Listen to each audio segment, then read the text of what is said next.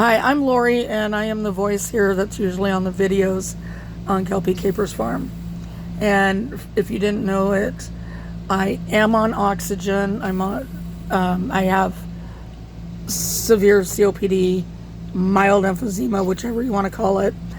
And I have to deal with Apria Healthcare because that's who my insurance contracts through. Anyhow, so been on oxygen not quite 18 months, and everything was great up until like the 12th when I noticed that where this hose plugs into on my concentrator, the bottom machine is concentrator, the top machine is what we use to refill where was it? Right there, the portable bottles. But anyways, where that hose goes in right there in the machine, there is it fits onto a plastic thing. It broke off. So they brought me out a new machine and thought everything was going okay until the 18th when we went to refill a portable tank and it just didn't work. So I called Apria. They get me on the schedule for the following day.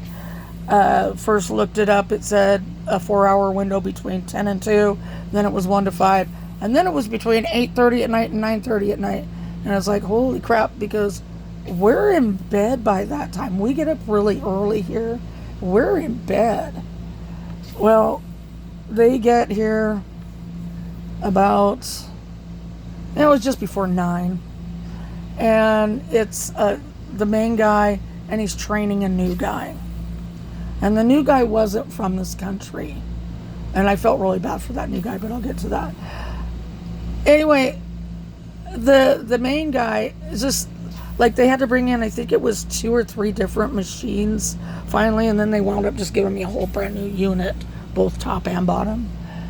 Well, the trainee, he went out the door, he left it open, and our cat Mick and our new cat Richard both went out the door. Bob was able to get Mick back in, couldn't find Richard. Well, anyway. Oh, that's not new. Oh, that's the same machine? Oh, okay. Well, my bad then. That's not a new top. The refill is not new. The bottom is new. Okay. Thank you, Bob. But anyway, so Bob was able to get Mick back in, but couldn't find Richard. He'd been all around the trailer looking for him. Couldn't find him. And the guy that was supposed to be training the new guy, he was in here. And he was talking in a way that made me uncomfortable. And I'll leave it at that. So I took the dog and I went outside, sat on the porch steps. And Bob's like, what are you doing out here? I was like, I had to get out of that house. I'm so mad right now that they let the cats out. And so Bob, he gets mad at me for going outside. He's like, well, I hope you got enough oxygen because I only had like half a bottle left. Well, after he came inside and the trainee guy was still over at the truck, I let Rose, our dog, loose. She ran over by the goose pools, and then I'm going to put you guys on Ravioli because he's cuter than the oxygen machine. She ran over by the goose pools, and I'm like, no, don't go in there. And then she's all sniffing around Bob's car, and then she went over by the garden. And so I kind of walked over there, and I looked, and there was Richard. So I yelled, and I didn't know if Bob heard me, so I did ask the trainee, could you please get my husband? And so Bob heard me, he come out, we got Richard back in. Anyway, so as much as that guy made me uncomfortable, I needed to let that company know, because in my opinion, what he was doing was like thinly veiled racism, and I am not down with that. So I called, and I wound up going this big runaround, got the logistics manager named Brent down in Portland, Oregon, who was this guy's immediate boss. And that guy was super rude. He's like, what do you want me to fire him? And I said, no, but you might want to, have a talk with him to let him know it is not okay to talk like that to customers. It's just not. And he goes, well, really, it's none of your business. And they weren't required to help you find your cat. And I'm like, excuse me?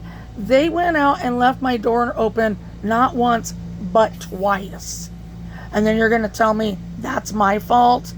You should be ashamed of yourself. I actually wound up hanging up on him and then calling and getting the main manager of the whole Portland location.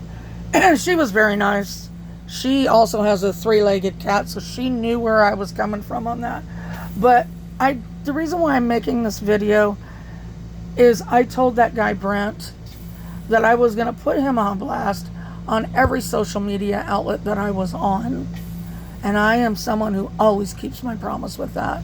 So I have not had a good experience with this company. It would do absolutely no good to turn them into the Better Business Bureau because they're not an accredited business with the Better Business Bureau. And frankly, it's the only health equipment company or whatever that my doctor's office or my insurance deals with, so I'm kind of stuck there. But so I thought I would just let you guys all know that a lot of times when I'm doing videos inside, you're going to hear this. Why you're hearing it, it's because I have COPD/emphysema, and that's a lot of times why you'll hear me, and I'll be breathing really hard if we're outside or something. Just wanted to give you a heads up and a little insight. Anyways, thanks. Bye.